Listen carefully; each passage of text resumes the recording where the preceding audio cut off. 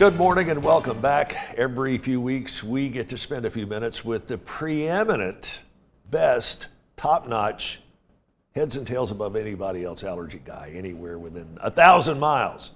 Dr. Marc Cromie, that's who. Chattanooga Allergy Clinic. Good morning, Dr. Cromie. It's good to see you. How are you? I'm doing great.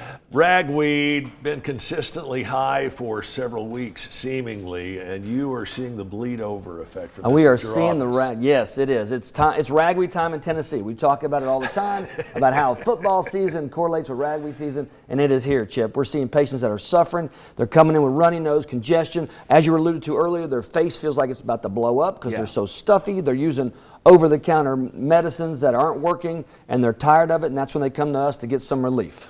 So what is the difference between an allergy reaction to ragweed and maybe something a little bit higher up the ladder like a sinus infection?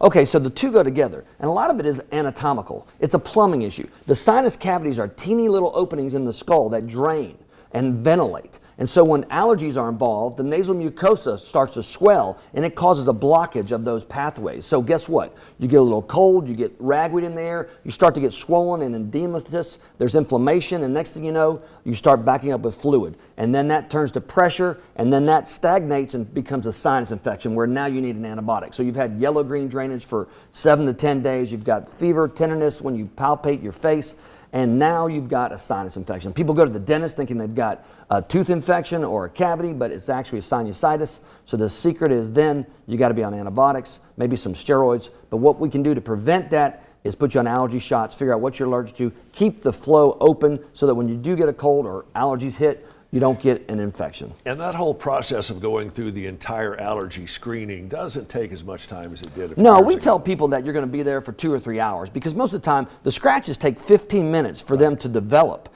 And then we do some on the arm if you're an adult or over 6 and you need them. So the truth is the testing doesn't take long, but we want to educate. We're there to tell you exactly what you're allergic to. We give you information about how the allergy shots work. We do a cost analysis, find out what your insurance covers. And most of the time the allergy shots are covered by the insurance companies 80 to 100% because they look at it as preventative therapy. They know if you are getting immunotherapy, you're going to need less antibiotics, you're going to have less asthma exacerbations, less ER visits. So one ER visit pays for 5 years of allergy shots. Wow. So if we can prevent that, we are cost effective and we're doing something that's all natural, more of a cure. And because you were diagnosed as being allergic to something 10, 20 years ago, doesn't necessarily mean you're allergic to it today. No, typically an adult can change their allergy every 5 to 6 years. So we will often skin test somebody every 5 or 6 years based upon, I've seen patients moving. They're coming in, they're working for a new corporation in Chattanooga, Volkswagen, whatever, and they were tested in the Midwest, or they're coming from California where we don't even have anything we're allergic to there. So we need to retest them and figure out what's going on. But even our own patients, if they've been on allergy shots for 5 or 6 years and it's time to stop, we'll recheck them to see if things have changed and if it's ready to roll to just a trial off. New office for you opening up in Ooltewah in... Well, we opened in January. It's almost going to be a year now. Wow. Things are rolling along, 10 offices, 12 years, the best of the best. It's been a beautiful run. Thank you, Chattanooga, for voting. I like that number 12.